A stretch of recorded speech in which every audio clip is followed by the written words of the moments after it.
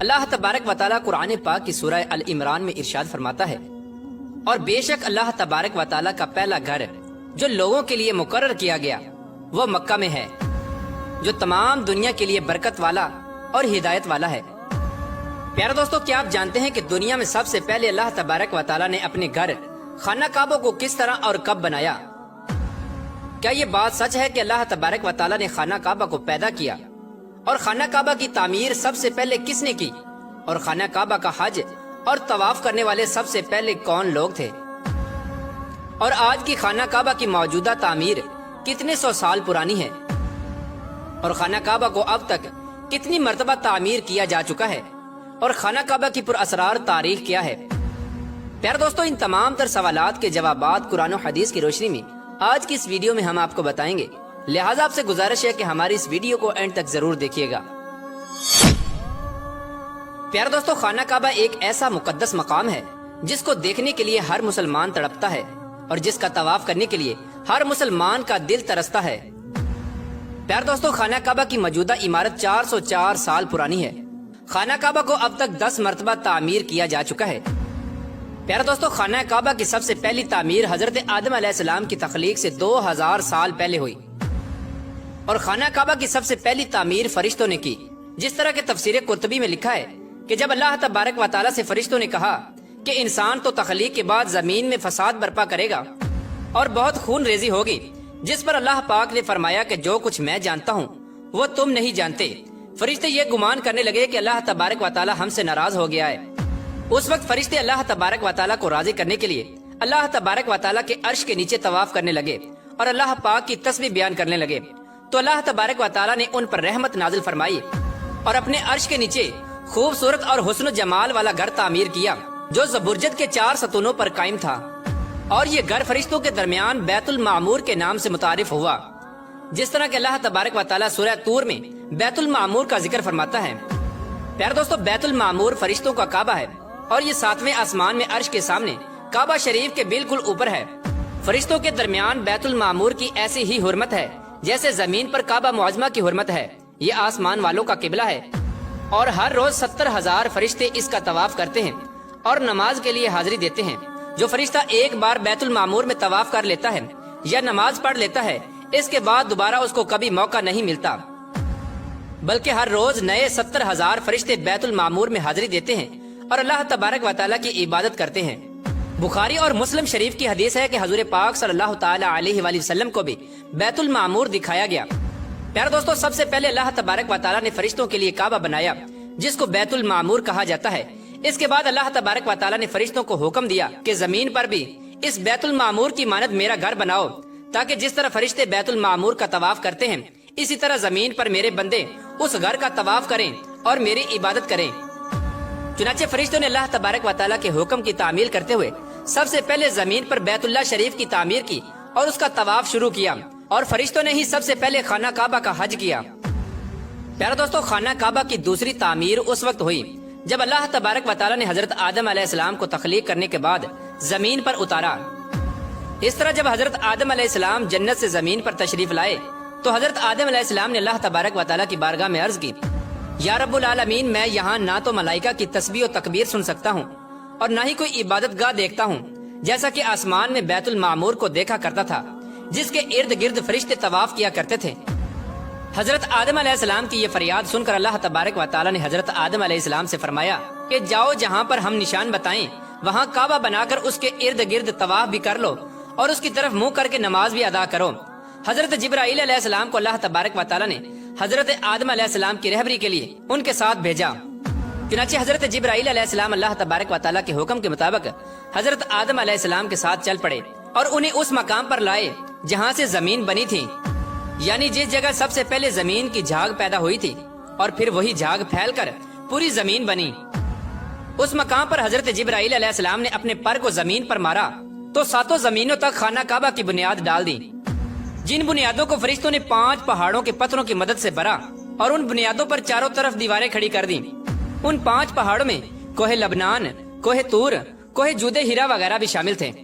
اس طرح اس دوسری تعمیر میں حضرت جبرائیل علیہ السلام، حضرت آدم علیہ السلام اور حضرت اماں حوا رضی اللہ تعالی عنہا نے بھی شرکت کی۔ حضرت اما حوا رضی اللہ تعالی عنہ مٹی اٹھا اٹھا کر لاتی اور حضرت آدم علیہ السلام خانہ کعبہ کی تعمیر کرتے۔ جب خانہ کعبہ کی تعمیر کا کام مکمل ہو گیا تو پھر اللہ تبارک و تعالی نے حضرت آدم علیہ السلام کو طواف کرنے کا حکم دیا اور ساتھ ہی فرمایا کہ آپ پہلے انسان ہیں اور یہ پہلا گھر ہے۔ پھر حضرت آدم علیہ السلام خانہ کعبہ کی طرف منہ کر کے نماز ادا کیا کرتے اور اللہ تبارک و تعالی کی عبادت میں مشغول رہا کرتے۔ خانہ کعبہ کی تیسری تعمیر۔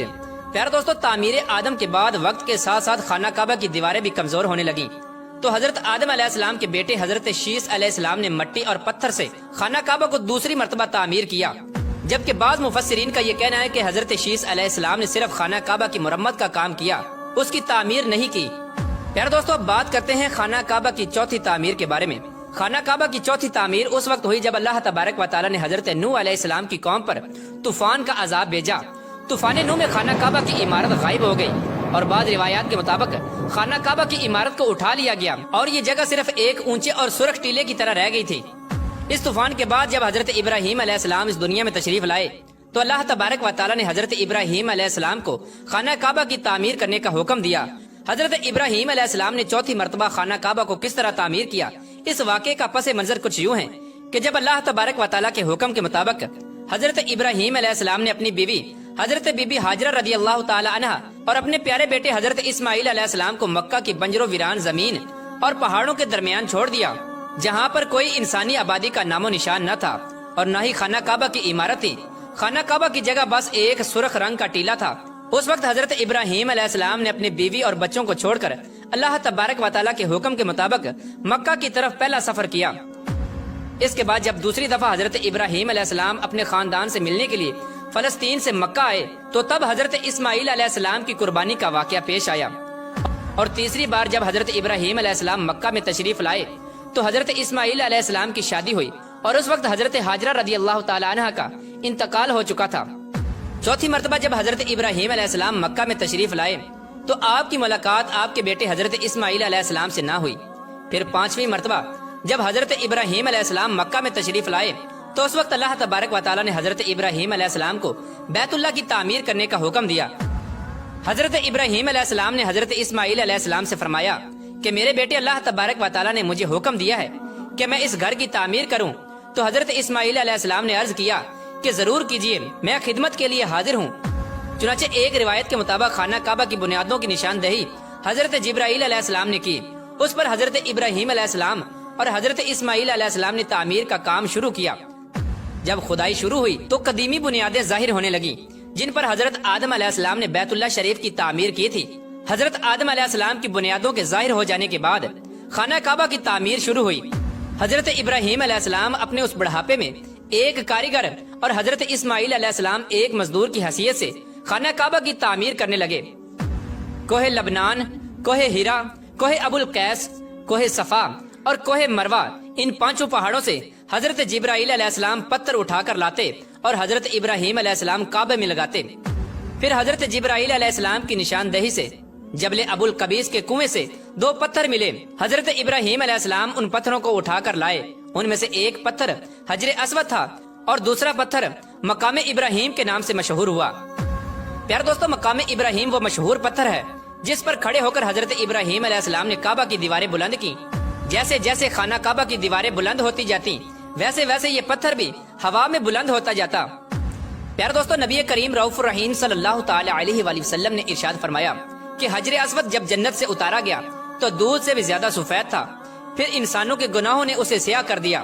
اور ایک اور روایت کے مطابق نبی کریم رؤوف الرحیم صلی اللہ تعالی علیہ وآلہ وسلم نے ارشاد فرمایا، حجر اسود اور مقام ابراہیم جنت کے یاقوتوں میں سے 2 یاقوت ہیں۔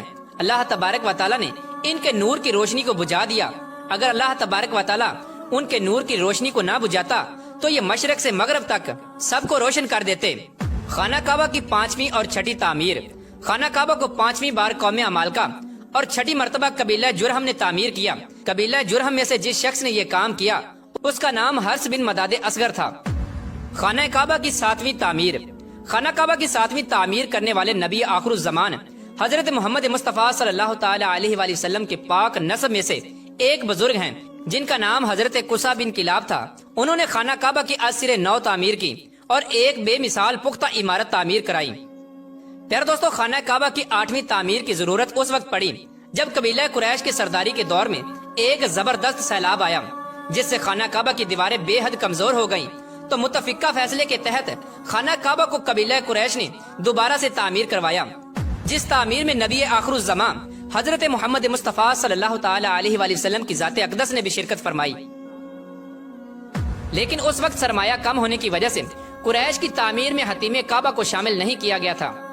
خانہ کعبہ کی 9ویں تعمیر اس وقت ہوئی جب یزیدی فوج کی سنگ باری کی وجہ سے خانہ کعبہ کی دیواریں شکستہ ہو گئیں، تو حضرت عبداللہ بن زبیر نے حتیم کعبہ جو کہ قریش کی تعمیر میں شامل نہیں کیا گیا تھا اس کو بھی شامل کر کے بنیاد ابراہیمی پر خانہ کعبہ کو نئے سرے سے تعمیر فرمایا۔ خانہ کعبہ کی 10ویں تعمیر عبد الملک بن مروان کے نائب حجاج بن یوسف جو کہ ایک ظالم حکمران تھا، اس نے 74 ہجری میں پھر سے خانہ کعبہ کو قریش والی تعمیر کے مطابق بنوایا۔ اس کے دور کے بعد جب خلیفہ ہارون مسند پر بیٹھا تو اس نے خانہ کعبہ کو منہدم کرنے کا فیصلہ کیا اور حضرت عبداللہ بن زبیر کی تعمیر کے مطابق خانہ کعبہ کو تعمیر کرنا چاہا، لیکن امام ابو یوسف نے یہ کہہ کر اسے روک دیا کہ اگر یہی طریقہ کار رہا تو پھر ہر آنے والا حکمران اپنی شہرت کے لیے خانہ کعبہ کو گرا کر نئی تعمیر کروایا کرے گا اور اس طرح لوگوں کے دلوں میں اس گھر کی عظمت کم ہوتی جائے گی۔ پھر 1040 ہجری میں سلطنت عثمانیہ کے سلطان مراد بن احمد خان شاہ قسطنطنیہ نے حجر اسود والے رکن کے علاوہ ساری عمارت کی بنیاد کو بنیاد حجاج کے موافق تعمیر کروایا۔ اس تعمیر کا کام 6 ماہ کے اندر مکمل ہوا۔ اس نے خانہ کعبہ کے اندر سنگ مرمر کا پتھر لگوایا اور نہایت ہی خوبصورت چھت بنوائی، اور باہر کی دیواریں سنگ خارا سے چونا میں چنی گئیں اور نہایت ہی نفیس اور ریشمی سیاہ رنگ کا پردہ خانہ کعبہ پر ڈالا گیا جس پر کلمہ طیبہ تحریر تھا اور سنہری لفظوں میں سلطان کا نام بھی لکھا ہوا تھا۔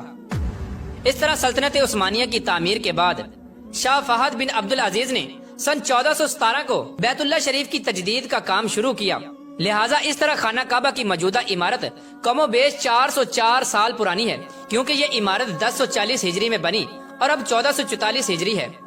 اللہ تبارک و تعالیٰ سے دعا ہے کہ اللہ تبارک و تعالیٰ اپنے بیت اللہ شریف کی بار بار زیارت نصیب فرمائے اور حج بیت اللہ کی سعادت نصیب فرمائے۔